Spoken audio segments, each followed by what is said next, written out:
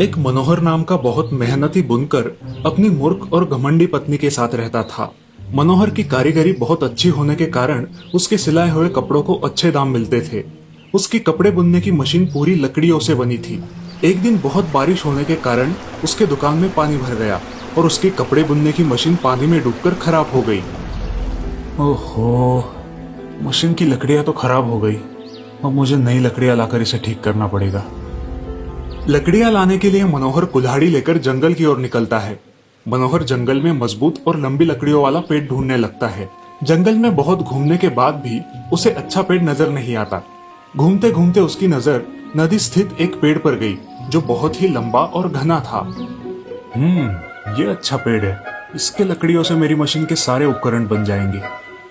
मनोहर ये सोचकर कुल्हाड़ी पेड़ के तने पर मारने के लिए उठता है और तभी पेड़ से आवाज आती है, रुको मानव। कौन है? मानव, मैं देव हूँ।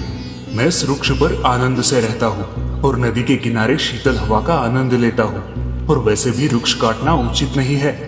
मैं भी लाचार हूँ प्रभु। इस पेड़ की लकड़ियाँ मेरे मशीन के लिए अच्छी है।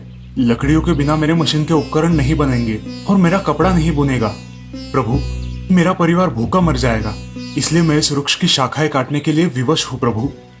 अगर ऐसा है तो तुम कोई भी एक वर मांग लो, मैं उसे पूरा करूंगा।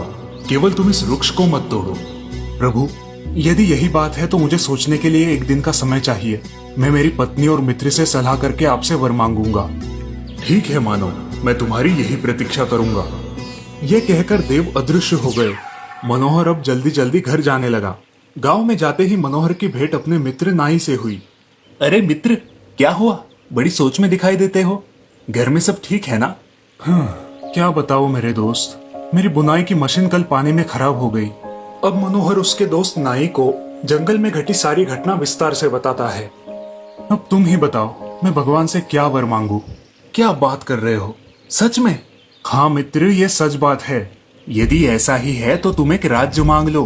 तुम उस राज्य के राजा बन जाना और मैं राज्य का मंत्री बन जाऊंगा। हम सब सुख में रहेंगे। मनोहर ने अपनी पत्नी की सलाह लेकर अपना वरदान निश्चित करने की बात नाई से कही।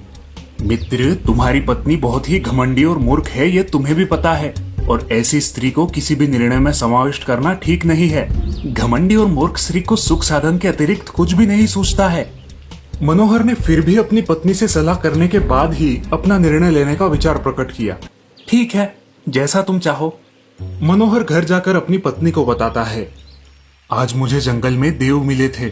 उन्होंने मुझे एक वरदान दिया है। नाई की सलाह है कि एक राज्य मांग लो। अब तुम ही बताओ, मुझे क्या मांगना चाहिए? राज्य शासन का काम कष्टप्रद होता है।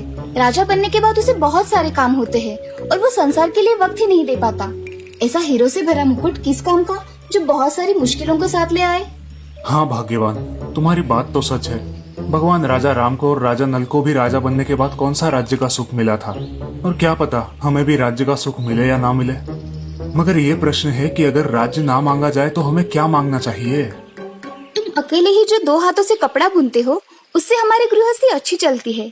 यदि तुम्हारे 2 हाथ की जगह 4 हाथ हो जाए और एक सर की जगह 2 सर आ जाए तो तुम्हारा कपड़ा बुनना डबल हो जाएगा और हमारा मुनाफा भी ज्यादा हो जाएगा। इससे हमारा समाज में मान बढ़ेगा। मनोहर को ये बात पसंद आती है। अब वो जंगल में पेड़ के पास जाता है और वहाँ भगवान प्रकट होते हैं। आओ मानव, बोलो, तुम्हें क्या वरदान चाहिए? प्रभु, मुझे 2 सिर और 4 हाथ चाहिए। मानव, तुम 2 सिर और 4 हाथों का क्या करोगे? प्रभु, इससे मेरा समाज में मान बढ़ेगा और ज्यादा कपड़े बुनकर मैं दुगना पैसा कमाऊंगा। भगवान मन ही मन हंसते हैं और कहते हैं कि मानव की बुद्धि कुछ भी मांग सकती है।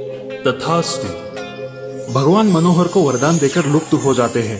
अब मनोहर को 2 सिर और 4 हाथ आ जाते हैं। मनोहर गांव में जाता है तो छोटे छोटे बच्चे उसे देखकर डर जाते हैं। सभी लोग भी मनोहर का ये रूप देखकर डर जाते हैं और भागने लगते हैं। तभी गांव के 4-5 लोग लकड़ियां लेकर आते हैं और मनोहर को बहुत मारते हैं। उन लोगों की मार खाकर मनोहर बेहोश पड़ जाता है। यह बात उसकी पत्नी को पता चलती है। वो तुरंत उसे देखने वहां पहुंचती है और मनोहर को बेहोश पड़ा देख रोने लगती है। इस कहानी से हमें ये सीख मिलती है कि हमें निसर्ग के विपरीत कोई काम नहीं करना चाहिए और जितना है उसी में खुश रहना चाहिए।